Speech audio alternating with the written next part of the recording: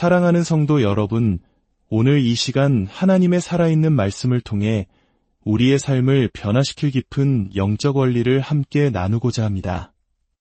오늘 우리가 나눌 이야기는 단순한 지식이 아니라 우리의 삶을 올가매는 모든 두려움과 절망에서 벗어나 승리하는 삶을 살아갈 수 있는 열쇠가 될 것입니다.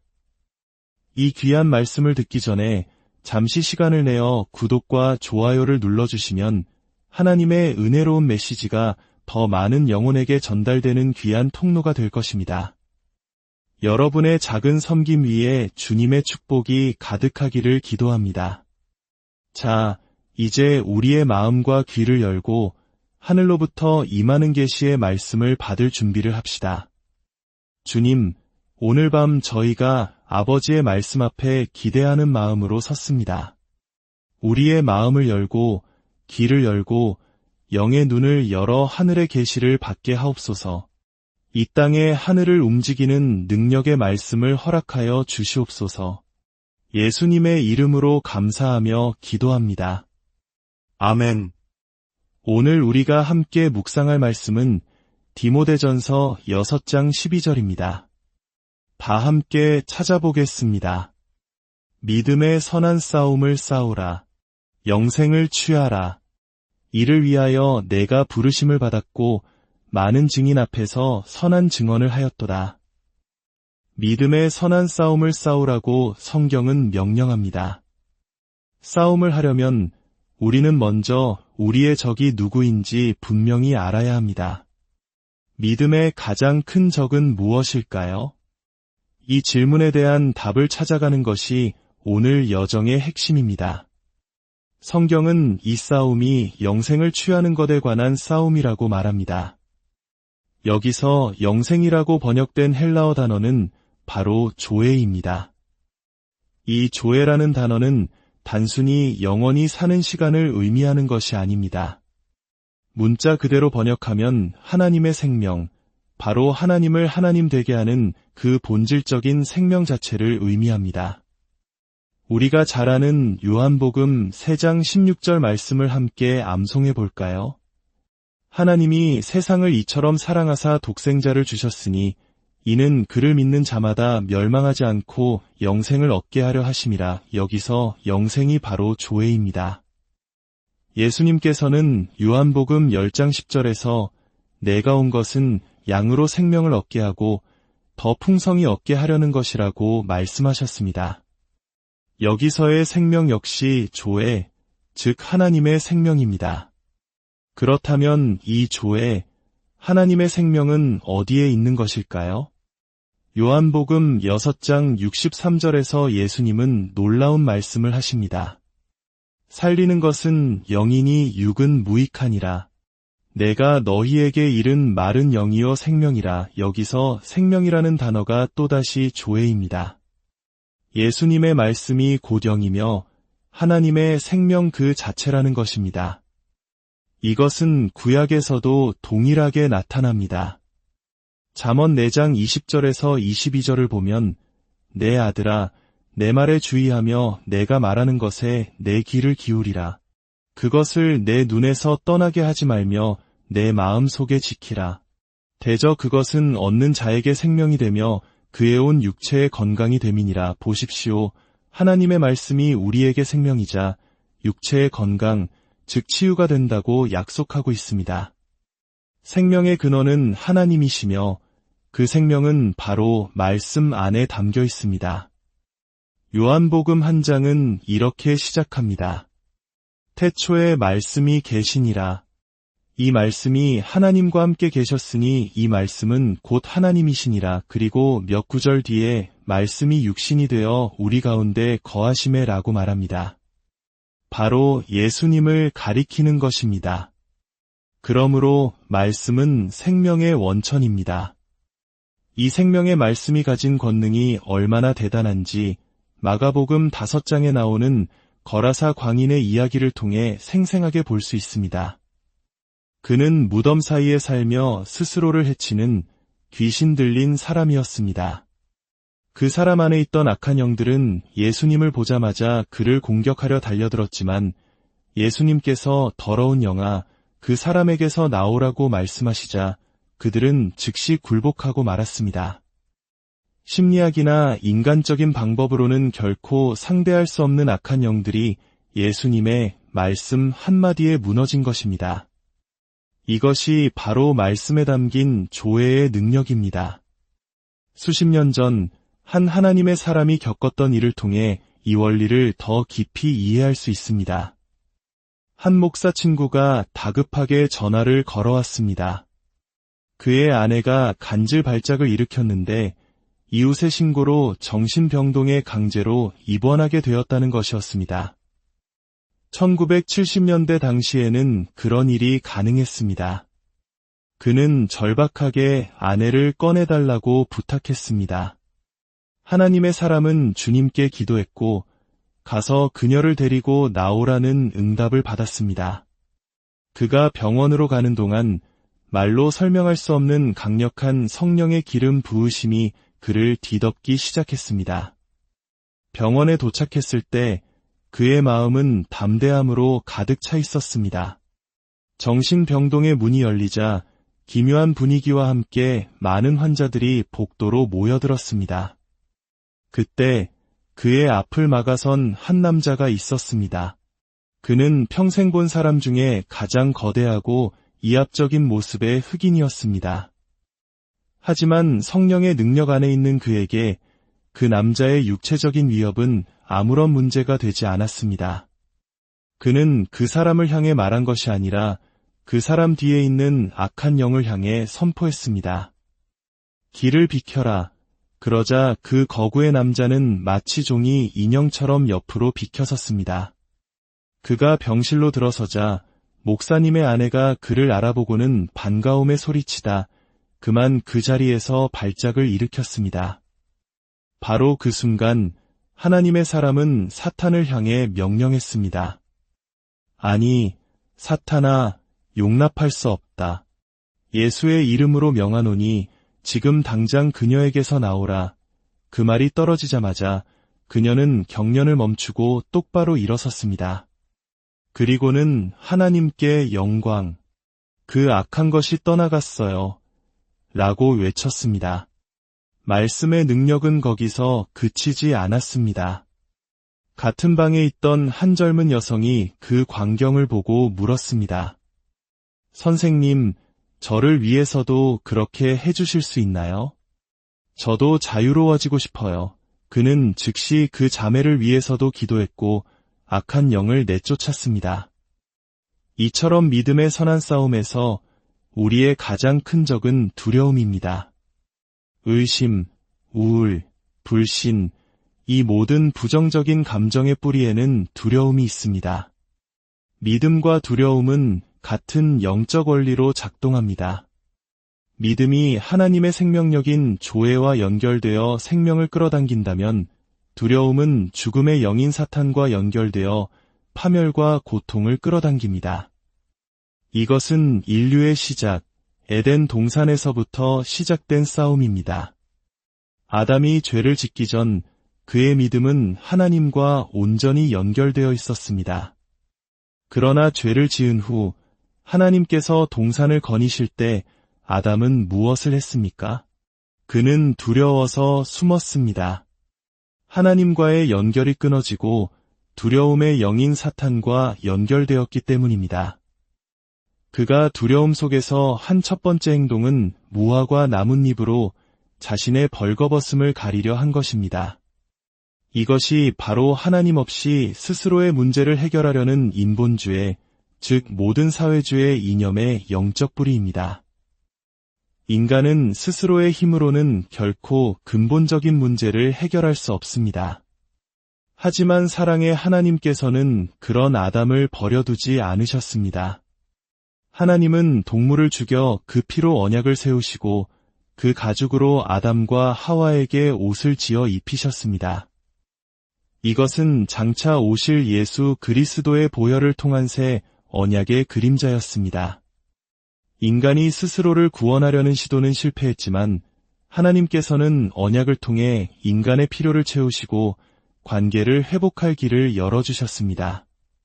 그리고 마침내 예수 그리스도께서 오셔서 자신의 피로 새 언약을 세우심으로 그 모든 것을 완성하셨습니다. 로마서 8장 1절과 2절은 위대한 진리를 선포합니다.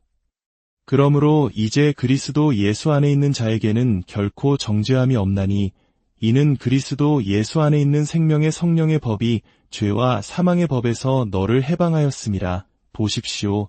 두 개의 법이 있습니다. 하나는 죄와 사망의 법이고 다른 하나는 생명의 성령의 법입니다. 두려움은 우리를 죄와 사망의 법 아래 묶어두려고 하지만 믿음은 우리를 생명의 성령의 법 아래로 인도하여 자유를 누리게 합니다. 우리의 오감은 이 세상의 사실들을 우리에게 전달합니다. 몸이 아프고 통장 잔고가 비어있고 관계가 깨어진 것은 사실일 수 있습니다. 그러나 진리는 다릅니다. 하나님의 말씀은 그가 채찍에 맞음으로 너희는 나음을 얻었나니 라고 선포합니다. 이것이 바로 진리입니다. 우리는 선택의 기로에 노딥니다. 눈에 보이는 사실을 믿고 두려움에 빠질 것인가, 아니면 보이지 않는 하나님의 진리를 믿고 믿음으로 나아갈 것인가. 사탄은 끊임없이 우리 귀에 속삭입니다. 내 꼴을 봐라. 넌 치유받지 않았어. 넌 실패자야. 그 거짓말을 계속 들으면 두려움이 자라납니다. 하지만 우리가 하나님의 말씀을 우리 눈에, 우리 귀에, 우리 입에, 그리고 우리 마음에 계속해서 채운다면 어떻게 될까요? 주님은 나의 목자시니 내게 부족함이 없으리로다. 내게 능력 주시는 자 안에서 내가 모든 것을 할 수 있느니라. 와 같은 진리의 말씀을 계속해서 선포할 때 믿음이 자라나기 시작합니다. 사랑하는 여러분, 하나님의 사랑 안에 거할 때 두려움은 설 자리를 잃게 됩니다. 요한일서 4장 18절은 말합니다. 사랑 안에 두려움이 없고 온전한 사랑이 두려움을 내쫓나니 두려움에는 형벌이 있음이라. 두려워하는 자는 사랑 안에서 온전히 이루지 못하였느니라. 하나님의 사랑이 우리 안에 충만해질 때 마치 빛이 어둠을 몰아내듯 그 사랑이 모든 두려움을 내쫓습니다. 어떻게 그 사랑을 키울 수 있을까요? 바로 하나님의 말씀을 지키고 묵상하는 것입니다. 우리가 하나님은 나를 사랑하신다. 예수님을 사랑하시는 것과 똑같이 나를 사랑하신다. 라고 계속 고백할 때 그 사랑이 우리 안에서 온전하게 자라나고 두려움은 힘을 잃고 떠나가게 되는 것입니다. 한 하나님의 사람의 딸이 겪었던 일입니다. 그녀의 어린 딸이 수막염 진단을 받고 생명이 위독하다는 말을 들었을 때 칠흑 같은 어둠과 두려움이 그녀를 덮쳤다고 합니다. 그 순간 그녀는 의지적으로 돌아서서 이렇게 선포했습니다. 나는 두려워하기를 거부한다. 그 말을 하는 순간 그녀를 짓누르던 그 무거운 두려움이 놀랍도록 힘없이 사라지는 것을 경험했다고 합니다. 두려움은 우리가 그것을 거부할 때 힘을 잃습니다. 의심과 불신은 여러분을 고통스럽게 만듭니다. 그래, 그 말씀이 다른 사람에게는 역사하겠지. 하지만 나에게는 아니야라는 생각이 들 때 단호하게 맞서 싸워야 합니다. 내 생각은 나의 것이다. 사탄아, 너는 내게 두려운 생각을 심을 수 없다. 나는 내가 원하지 않는 것을 생각하거나 말하기를 거부한다. 나는 믿는 자이지 의심하는 자가 아니다. 라고 선포하십시오. 이렇게 담대하게 선포할 때 당신은 마귀에게 위험한 존재가 됩니다. 이제 우리는 죽음이라는 가장 근원적인 두려움에 대해 이야기해야 합니다. 히브리서 2장 14절과 15절은 충격적인 진실을 알려줍니다. 자녀들은 혈과 육에 속하였음에 그도 또한 같은 모양으로 혈과 육을 함께 지니심은 죽음을 통하여 죽음의 세력을 잡은 자 곧 마귀를 멸하시며 또 죽기를 무서워함으로 한평생 매여 종 노릇하는 모든 자들을 놓아주려 하심이니 예수님께서 십자가에서 죽으심으로 죽음의 권세를 가졌던 마귀를 완전히 무력화시키셨습니다. 마귀는 더 이상 죽음의 권세를 가지고 있지 않습니다. 예수님께서 그 열쇠를 빼앗아 오셨기 때문입니다. 그분은 우리를 위해 지옥의 고통을 맛보셨고 아담의 죄값을 치르셨으며 인류를 향한 지옥의 권세를 깨뜨리셨습니다. 그러므로 죽음의 두려움에 평생 얽매여 살던 우리를 해방시키셨습니다. 사탄이 우리를 죽음으로 위협할 수 있다면 우리는 그의 종이 될 수밖에 없습니다. 그러나 우리가 예수님을 영접하는 순간 우리는 더 이상 죽음을 두려워할 필요가 없게 됩니다. 고린도전서 15장은 이 승리를 장엄하게 노래합니다. 사망아, 너의 승리가 어디 있느냐? 사망아, 내가 쏘는 것이 어디 있느냐? 사망이 쏘는 것은 죄여, 죄의 권능은 율법이라. 우리 주 예수 그리스도로 말미암아 우리에게 승리를 주시는 하나님께 감사하노니 사랑하는 성도 여러분, 믿는 자에게 무덤은 끝이 아닙니다. 우리는 죽음을 맛보거나 보거나 느끼거나 냄새 맡거나 들을 수 없습니다. 예수님께서 우리를 대신하여 그 모든 것을 맛보셨기 때문입니다. 죽음은 패배했습니다. 사탄은 죽음의 권세를 잃었습니다. 그는 우리를 위협할 수는 있지만 우리의 허락 없이는 우리를 해할 수 없습니다.